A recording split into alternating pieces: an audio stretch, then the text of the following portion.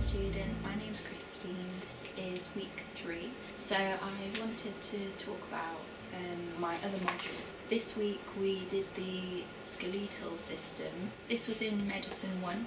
Our lecturer, she teaches us some Latin because a lot of medical terms, if you understand some of the words in Latin, it helps you break down other words that you don't understand. So in my lower limb structure and function module this week we learned about the joints and ligaments. So the main thing that I got from this week was about cartilage between the bones. So cartilage is on the epiphysis of the bone, which is the end of the bone. So if you imagine this as a bone, the head of the bone, and the cartilage just covers it. I'm just going to show you a quick drawing of a bone that I did, and you can see the cartilage on the end. It's not that great, it's just a simple diagram to help me learn.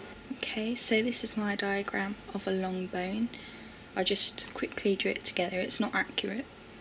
And you can see we've got different sections of the bone. So this is the epiphysis, so this is the top section of the bone here. And then here you've got the metaphysis. Then you've got the diaphysis, which is this long bit here. And then the same again on the other side. On the outside you've got periosteum, and this surrounds the bone. Then you've got different types of bones. So in this middle bit here, it's spongy bone, and then on the outside it's compact bone. But what I wanted to show you was these dark bits on the end, and that is hyaline cartilage or articulate. In our module Podiatric Theory we did about corns, which was actually really interesting. It doesn't seem amazing, but as a student studying podiatry it's actually something that's probably going to be one of the most common things that we see in patients. So the corn is basically like, it's a small and it's deep, and it's just a mass of what we call immature cells, which are basically not completely keratinized cells. They're just very young, very new cells that have been pushed out to the surface of the skin to protect it. And then because the turnover of cells is so quick, it's just built up, and you've got like all these layers, and it just goes really hard. The appearance of it's quite glassy, so you might see a little bit on the skin that's quite shiny. What I'll do is I'll show you some pictures. Okay, so this is a picture of a soft corn. What's happened is the corn has been macerated from the warmth and moisture in someone's shoe. It can be painful as well.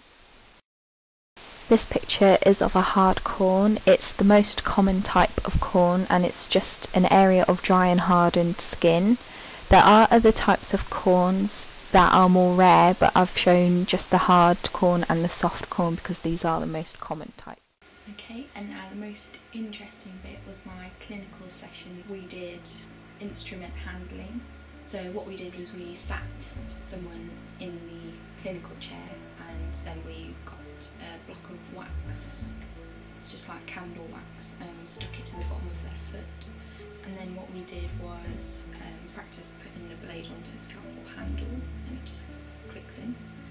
Then we had to hold it and then debride the wax, which is what you would do if someone had some hard skin called callus, and we just basically take that off the bottom of their foot because it can cause some discomfort.